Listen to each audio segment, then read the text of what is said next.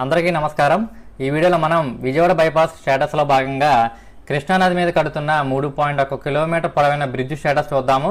అలాగే ఈ బ్రిడ్జ్ కి అమరావతికి ఏంటి సంబంధం, ఈ బ్రిడ్జ్ ఎప్పుడు పూర్తవుతుందని తెలుసుకుందాము। ఈ కృష్ణా బ్రిడ్జి ప్యాకేజ్ 4 లో భాగము।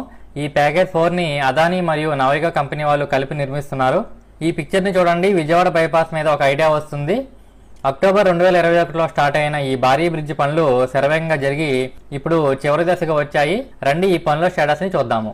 ఇప్పుడు మనం విజయవాడ సైడ్ ఉన్న సూరాయపాలెంలో ఉన్నాము। ఇదే బ్రిడ్జ్ స్టార్టింగ్ పాయింట్। ఇక్కడితో ప్యాకేజ్ 3 పూర్తయి ప్యాకేజ్ 4 స్టార్ట్ అవుతుంది।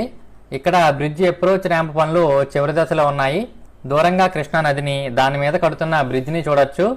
ఈ బ్రిడ్జి అమరావతి సైడ్ ఉన్న వెంకటపాలెం నుండి విజయవాడ సైడ్ ఉన్న సూరాయపాలెం వరకు 3.1 కిలోమీటర్ పొడవు ఉంటుంది।